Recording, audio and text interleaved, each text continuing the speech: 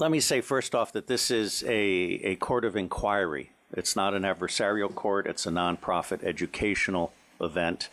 And with enormous energy and intelligence, all of us have been brought together to try to bring out some of the aspects.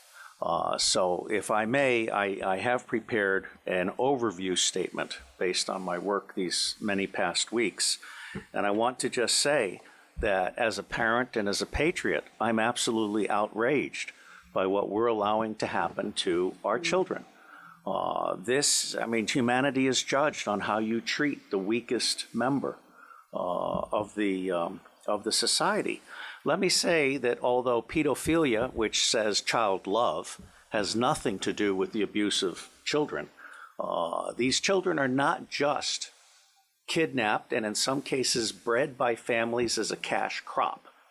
We have people in the United States of America that breed children in order to sell them. And when they are sold, they come without birth certificates, which means it's easier to kill them and have no one ask where they are. We're also importing children by the plane load. Again, children who have no documentation. It's not just child slavery or child sex abuse. It's also child torture, because you have adrenalized blood. You have the whole blood drinking ceremony of the satanic world. It's also the use of children for harvesting body organs. We'll have the Falun Gong testimony tomorrow. One of the reasons that the Falun Gong are so popular is because they're so healthy, so that you can harvest their body organs and get the very best. And then you have ritual ceremonies and ritual murder, as well as incidental murder. I have been a spy. I'm out from undercover. I'm under a lifetime secrecy agreement. I absolutely tell you without doubt, I have no secrets that I can remember. If when I go to Iran soon, they can torture me, there's nothing there for them to get. But I know the system. I've been a spy all over the world. I have created the Marine Corps Intelligence Command. I have trained intelligence and law enforcement representatives, over 8,000 of them from across 66 countries. They are all, without exception, good people trapped in a bad system. And one of the most wonderful things that this court could achieve, now that we've had Pizzagate, for example, which opened people's mind, is we could achieve an opening of the public mind and an absolute imperative from the public to governments, including the U.S. government, which I think is the center of gravity in so many ways. I have found in my research and preparation for this court and all of the work that will follow that most organizations that end up being used to prey on children, Oxfam is a recent example, all of the United Nations organizations, the Boy Scouts of America, all of the child services agencies across the United States of America, they did not start out as organizations to prey on children, but they attract pedophiles. And ultimately, pedophiles end up rising in the ranks and controlling those organizations, so that an organization that initially started out in the service of children becomes an organization that is in fact hunting children. And one of our distinguished commissioners has written an absolutely wonderful book called Child Hunters, which I recommend to all of you as a brief on this. Governments are letting us all down. And I absolutely agree with the commissioner who brings forward the need to restore the sovereignty of we the people, because governments have become not only bureaucratized, but they are now the servants of the deep state, of the banks. And if I may, the deep state is not the same as the shadow government. As I say, every organization is 90% good people trapped in a bad system. It's the highest 10% that is generally the rogue killer element. The shadow government is generally politicians. I won't speak to England, but in the United States of America, we have a two-party tyranny, which disenfranchises 70% of the public. And so they run this chimera of an election process. One of the problems with computers is they're too easily manipulated. In the United States of America, elections are decided before the first vote is cast. The electronic voting machines are essentially fraudulent machines, just as computers can record a fraudulent judgment that sticks with you forever, or make a child vanish. I am concerned because most of these organizations dealing with children don't have counterintelligence protection. They're not vetting the people that are moving up in the ranks. And the government is allowing that to happen. So what you have essentially is the pedophiles generally appear to be the most wonderful, sociable people. You know, let Sally sit on Uncle John's lap because he's such a loving uncle. Unbeknownst to people, Uncle John is actually a predator. We're not doing the counterintelligence at the local level, the province level, or the national level. It's absolutely essential that we begin to talk about this openly. And while we are not a law enforcement commission, we can in fact turn information over to law enforcement. And I believe we will render a signal service to the people of Great Britain and to other countries by being a magnet for information.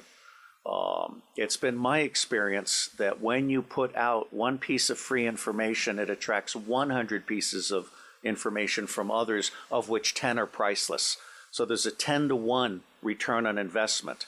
And this commission seeks to create an online library and some other things that I'll talk about in a moment. And I believe we will serve as a magnet, a hub, a catalyst for a new emerging global consciousness about pedophilia and all of its aspects. There is great cause for alarm. There are two great causes for alarm beyond the actual fact of pedophilia and its existence, which, as His Grace has pointed out, has gone on for centuries. First, the elite appear to be seeking to infect local and provincial law enforcement officers with a taste for pedophilia. There appears to be a very deliberate attempt to push this interest in pedophile movies, including movies that include bestiality. I'm very concerned because we're seeing some snuff movies now, and we're seeing some movies in which military war dogs are raping children, including toddlers. And these movies may have come out of the American occupation of Afghanistan and the boredom of U.S. Army and Marine Corps troops, where in Afghanistan, pedophilia is common. It's a standard practice at the village level. But military war dogs plus common pedophilia and video cameras, which every U.S. soldier and Marine has, is a very, very toxic combination. And I'm seeing direct evidence that that is one of the most horrible things that's come out of Afghanistan in recent years. Now, let me also tell you that we have a second concern, and the witness has really most magnificently outlined asset stripping. The core message from this asset stripping is that the same machine that strips children from families strips wealth from those who are being preyed upon. Not just whistleblowers, but, as we'll hear on Wednesday, husbands stupid enough to try and hide their money by moving it offshore so that they don't have to share with their wife. What husbands do when they turn over their money to intermediaries who are part of this system is mark themselves as a target. They might as well paint a target on their forehead because they have now become prey for a system that recognizes people who are asking to be made destitute. Now, it's not my working assumption, but the working assumption yet to be proven that the totality of the children disappearing worldwide is toward 8 million people, toward 8 million children. In the United States of America, the acknowledged number, not counting the children being bred without birth certificates, not counting the children being imported without documentation, is between 600 and 800,000 a year. Now imagine Africa and East Asia and all these other locations. I personally believe that the number we want to try to document is rising well beyond the official figures, and we have yet to learn what the actual number is, okay? The other working assumption is how long do these children survive within this system? What I am hearing from the witnesses that I've talked to is 2 years. It may be longer. It may be 4 years, it may be 6 years, but by and large, these children are so abused. I mean, we're talking rapes by the hour and so forth, that they reach their expiration date within 2 years. And then they're murdered with impunity, or they're ritually murdered if that's what they've been bred for. So I think we need to document this. No one else has done this before in a systematic manner.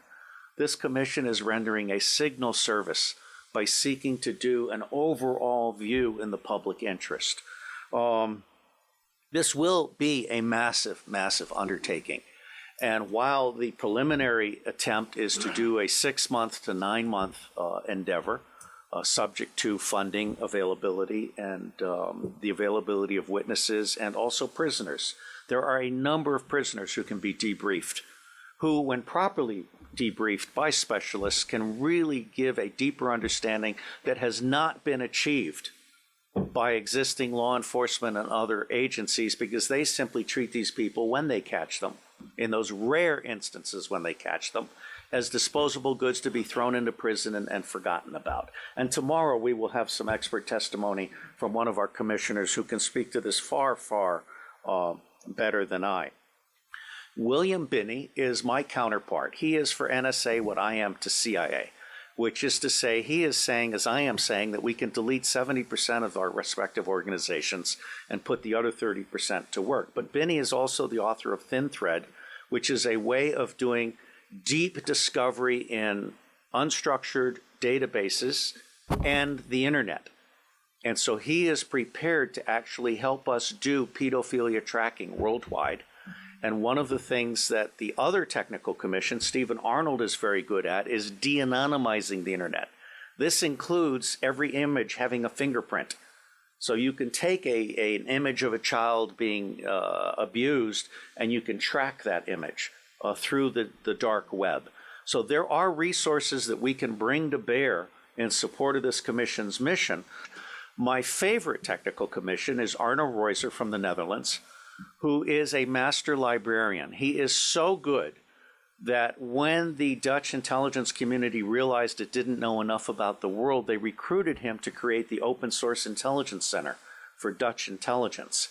And as with the endeavors that I helped create in the United States, and in fact for Scotland Yard, very quickly people found out that they could get 40 to 60% of what they knew very cheaply using open sources of information. That's not what government intelligence agencies do today. They want to spend as much money as possible in the riskiest way possible on the most expensive way possible. They're not actually there to do decision support or answer questions. So I believe that Arno Reuser is capable of creating the world's first digital library on pedophilia. And this would be a multilingual library to include local dialects. And it would be a library that would then end up being what we call a magnet for walk-ins. We want to have a very professional ingestion system so that people can volunteer to provide expert witness to the thing, or they can volunteer to offer up their papers. There are a number of pedophiles now who are actually ready to turn over their diaries. All right, so I think we're actually doing something really, really huge. My final comment. The center of gravity for taking down the deep state.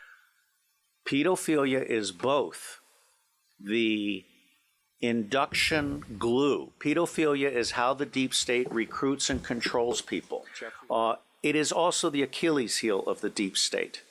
I believe that once the public realizes that the government is not protecting their children at a scale of vulnerability that we can articulate, then everything else about the government is called into question.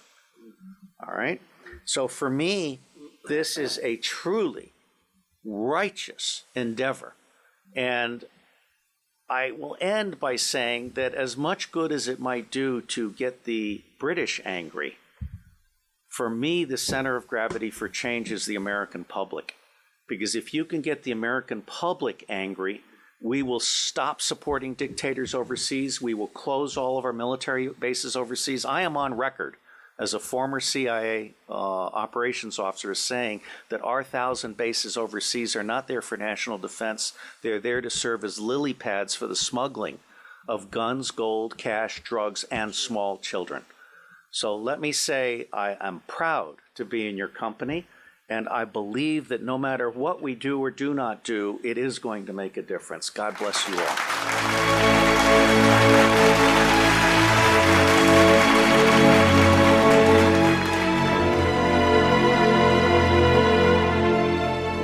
We are the power behind the ITNJ. Add your voice. Sign the treaty.